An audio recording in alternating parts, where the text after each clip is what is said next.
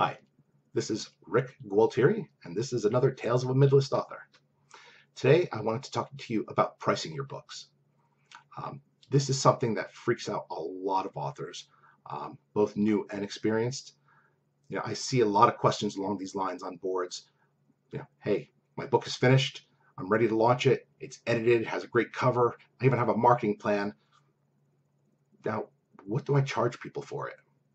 It's an important question because ultimately, any business that's out there selling something, you want to try to find that sweet spot where you're just maximizing everything. Your sales are maximized, your profit is maximized, your customer satisfaction is maximized.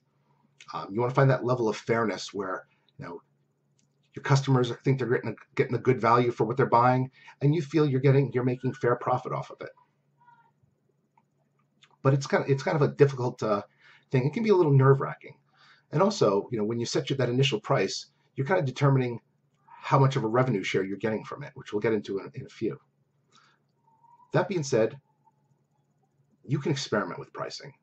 It's something that, over the length of your book, you're probably going to change multiple times, especially if you put your book on sale a lot. But that initial price point, I would say there's 3 areas you want to look at to get something out the gate for you to start off with. And that's length of the book, the genre it's in, and how does it compare to others on the bookshelf that are like it. Now, as far as length, not a hard and fast rule, but generally speaking, the longer your book, the more you probably want to charge for it. Under 10,000 words, that's a short story.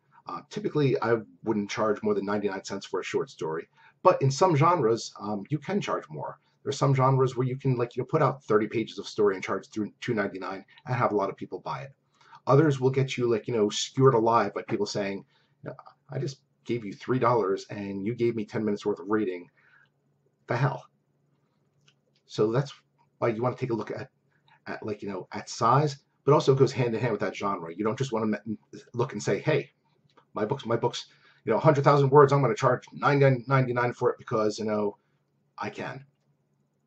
You want to look at the genre, and you also want to look at what those other heavy sellers are selling. So once again, in some genres are the price points are more premium. Others, people are used to getting more book for their dollar. You want to take a look at these things. And then also you want to look at books that are like yours, maybe similar theme, similar cover, similar length. What are they selling in those genres? And you also want to look at books that are published similar to yours. Now, if you're with a publisher, this whole thing is a bit moot because they're the ones probably setting the price. But if you're a self-publisher, if you're doing this independently, it's all on you. So you probably want to see what other self-published authors are selling at.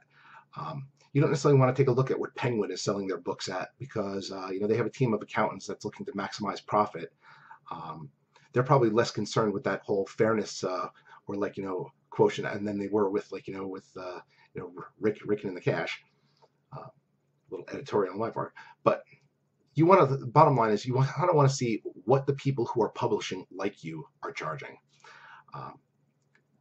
and then that'll probably give you an idea of what your range is. Are most of them at $2.99? Are most of them at $4.99? Are they in between somewhere? Using all of that should give you an idea of where you're safe at least. If all the books in your in your genre are between $2.99 and $4.99, putting your book at $3.99 for a similar length, that means people are probably willing to pay that amount. They're not going to freak out about it. You're probably in a safe zone. Are you maximized? Not necessarily, but you have a good place to start. Now later on, price is something you have the option of changing. The most common reason to change is you've put a book on sale. For a limited time only. Used to be $4.99, now it's 99 cents. But sometimes you're looking to change price because what you're doing right now isn't working, or you're trying to make it work better. Now, if your book is on an upward trend, that means you're seeing higher sales, day in, day out. Honestly, I would probably leave it alone and see where it goes. If you're more of a risk taker, though, you might want to see if you can jumpstart that even higher. The thing to keep in mind, though, there is that risk and reward. On Amazon especially, momentum is everything. The problem with momentum is, you can either jumpstart it, pour some nitrous in the engine and shoot it through the roof, or you can slam it into a brick wall and suddenly be like, oh my God, I went from selling 100 a day to nothing. So keep in mind that bit of risk and reward. If you're going to do it, know what you're getting into. If your book's on a downward trend, you have a lot less to lose. Obviously you can still grind it to a halt, but if your book is kind of heading in that direction anyway, that probably gives you a little more leeway to play with things.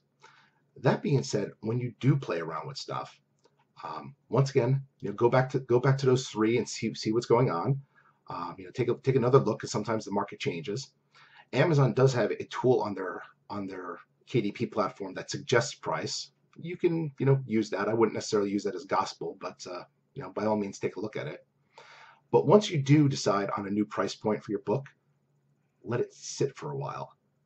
Launch it, put it out there. Don't immediately freak out the next day and put it back. You need a little bit of time to build up a trend. Once again, it's all about momentum, and sometimes system changes take a little while to filter in, and it can kind of mess with your momentum for a little bit until it gets back on track.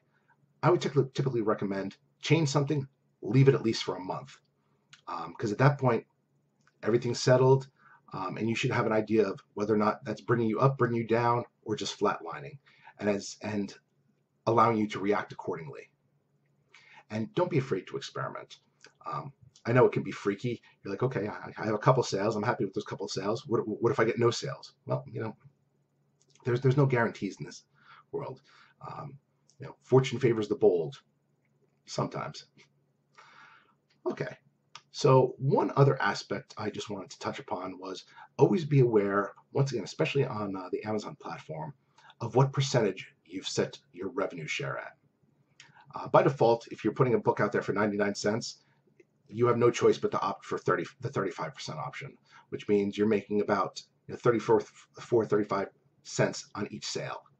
So that means if you want to get rich, you got to sell a lot of books of that. At higher price points, like $2.99 and above, you can set that to 70%.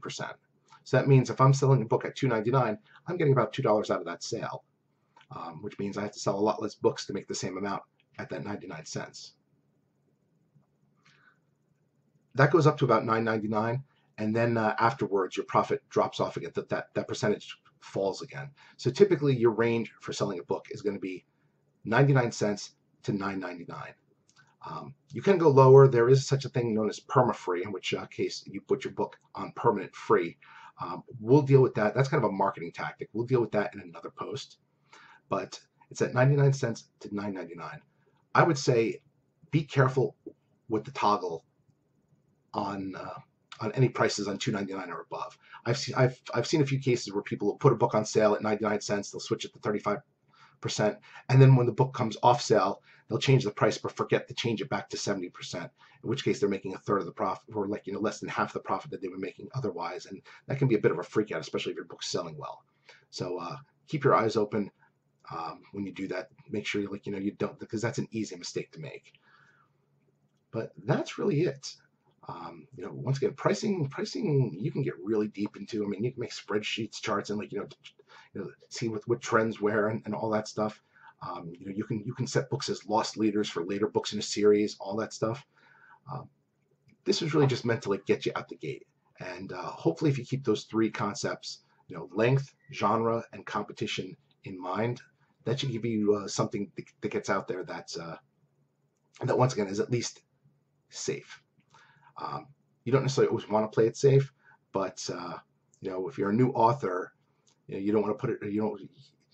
You probably have enough on your mind where you don't want to necessarily freak out something. As you get a little more experience, you probably get a little bolder. In which case, hey, experiment away, because that's what it's all about. Fortune favors the bold. Once again, though, sometimes.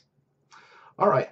Well, this is another Tales of a Midlist Author, and my name is Rick Gualtieri. I hope this has been helpful to you, and I hope to speak to you again soon. Thanks.